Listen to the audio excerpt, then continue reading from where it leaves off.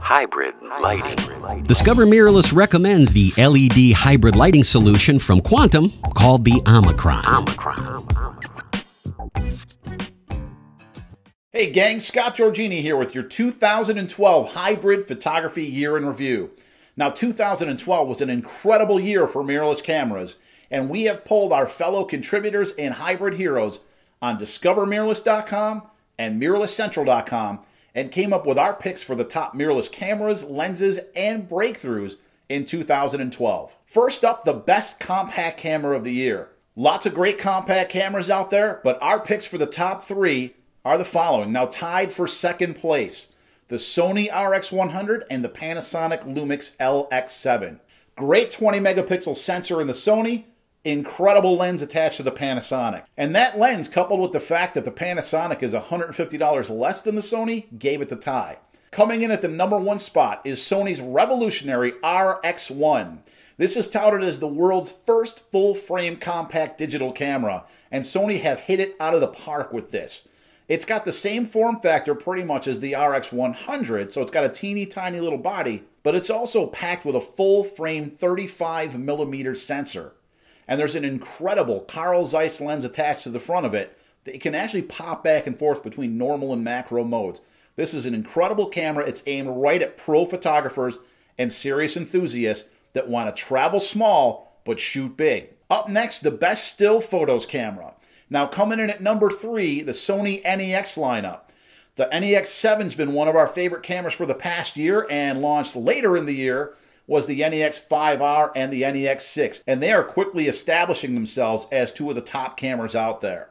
Coming in at a tie for number 2, the Micro Four Thirds giants, the Olympus OMD EM5 and the Panasonic Lumix GH3. Now these two cameras made a lot of noise in 2012. Look for them to make even more noise and grab even more attention in 2013. But coming in at number 1 for still photos, it's the Fuji X series, the X Pro 1 and the XE1.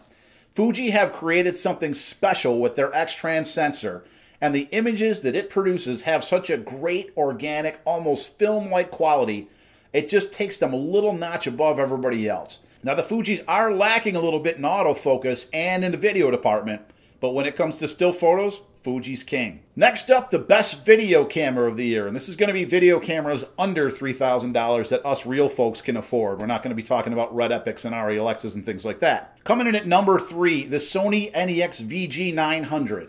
Now this is the newest member of the VG lineup following the VG10, 20, 30. The 900, however, incorporates a full-frame Sony 35mm sensor in it. Now the VG900 takes E-mount lenses natively, but it also comes with an adapter so it can take Sony A-mount lenses as well. Coming in at number 2, it's our hybrid camera powerhouse, the Panasonic Lumix GH3. This camera is already raising a lot of eyebrows for video shooters. Look for some huge things to happen in 2013. But number 1 for video quality in 2012, the Blackmagic Cinema camera. All of our contributors have been blown away by what they've been seeing from this camera, and filmmakers all over the world have been taking notice, so look for big things from the Blackmagic Cinema camera in 2013. Now for the year's best hybrid cameras. These are the cameras that are going to give you the best quality stills and videos from the same camera body. Coming in at number 3, the brand new Sony NEX6. Now this one fits right in the NEX lineup between the 5R and the flagship 7. It borrows a lot of styling and functionality from the 7, but it also incorporates the Wi-Fi and the new Sony app system, so we're very excited to see where Sony's going to take this camera in 2013. Coming in at number 2, the Olympus OMD EM5. Again, phenomenal quality still photos out of this, and the video from the OMD is enhanced by Olympus's revolutionary new 5-point in-body image stabilization system. This is rock-solid stabilization from a teeny tiny little camera. Definitely worth checking out. But number 1 for hybrid camera of the year, the Panasonic Lumix GH3. Panasonic have created a transformational camera with the GH3. And where the OMD EM5 got a lot of pro photographers to look at mirrorless cameras as an option, I believe the Panasonic Lumix GH3 is going to get a lot of them to leap. Now let's talk about the year's best lenses. A lot of great lenses came out. The Fuji X series lenses that go with the Fuji X Pro 1 and XE1 There's not a lot of X lenses at this point, but the ones that are there will produce beautiful quality images. You're not going to be sorry with any of those.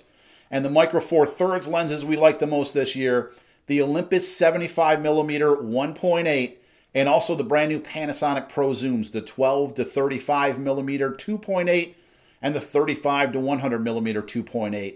Again, one of the reasons we like Micro Four Thirds cameras so much is there's an arsenal of available lenses. Many of them are high quality and many of them are great value. And the three that I just mentioned will be workhorses for you, no problem. Now here's our pick for sleeper camera of the year. This is a great camera that came out but maybe didn't get all the attention that it deserved and probably isn't getting it right now. And here's a hint, I'm actually shooting this video on this camera right now. It's the Panasonic Lumix G5. Now the G5 was released with some fanfare over the summer when Getty Images photographer Dean I don't know, he's got a long Greek name I can't pronounce, Dean M, actually shot the Olympic Games in London using the G5.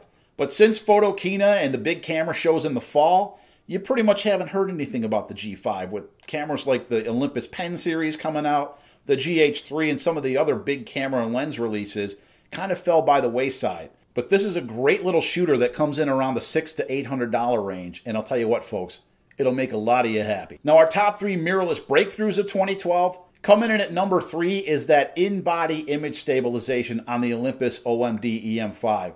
Folks, this is incredible. If you've ever shot with this camera or seen video that was shot with it, it's rock steady, and a lot of times it's handheld.